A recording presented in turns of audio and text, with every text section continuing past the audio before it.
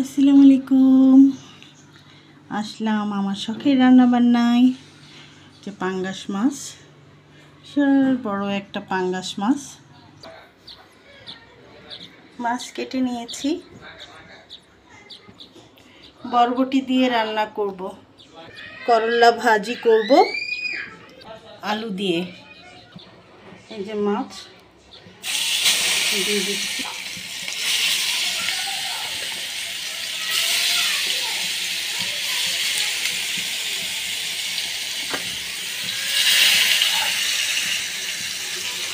এখন ঢেকে দেব।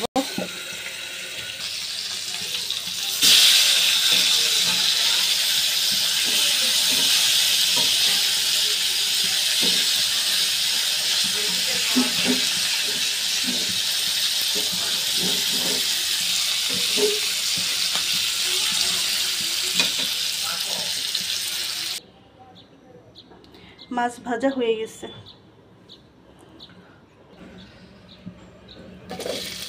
দিয়ে দিলাম।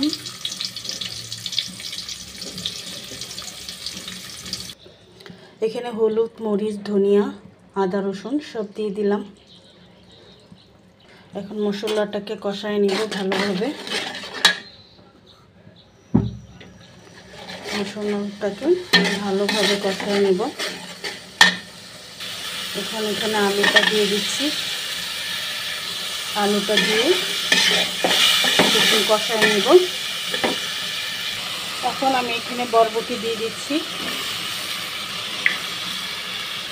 বরবটিটা দিয়ে আলুর সাথে বরবটিটাকেও আমি কষায় নেব। প্রথমে আমি আলুটা কিছুক্ষণ কষাইছি, কারণ বরবটিটা হচ্ছে নরম সবজি, এই জন্য আমি আলুটাকে কিছুক্ষণ কষালাম।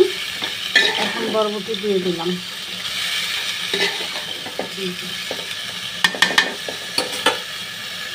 এটা আমি ঢেকে দিব না, আমি এই অবস্থায় কষাবো, কারণ ঢেকে দিলে সবজির কালারটা নষ্ট হয়ে যাবে। কষানো শেষ। এবার আমি এখানে পানি দিয়ে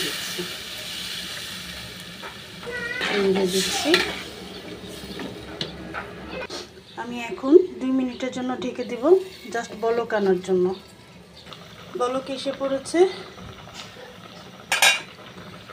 আমি এখানে মাছগুলো দিয়ে দিচ্ছি।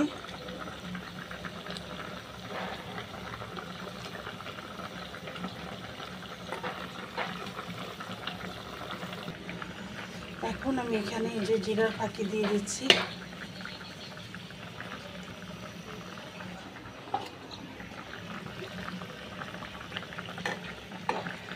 জিরা ফাঁকি দিয়ে দিলাম। কাঁচামরিচ দিয়ে দিচ্ছি 4-5টা। এখন এখানে ধনেপাতা দিয়ে দিচ্ছি। হয়ে গেছে বাবা, ধনেপাতা দিয়ে দিলাম। হয়ে গেল আমার পাঙ্গাস মাছ বরবটি আলু দিয়ে তরকারি। করলা ভাজি করছি। আলু দিয়ে দিলাম করলা ভাজির জন্য। করলাটা দিয়ে দিচ্ছি।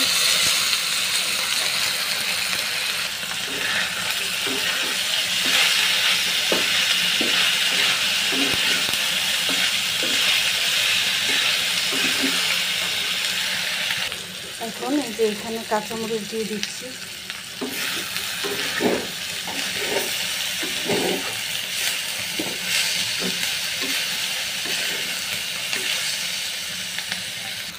এখন দিয়ে দিচ্ছি এখানে ধনেপাতা। হয়ে গেল আমার করলা ভাজি। ভালো থাকবেন। আজকের রান্নাবান্না এই পর্যন্তই।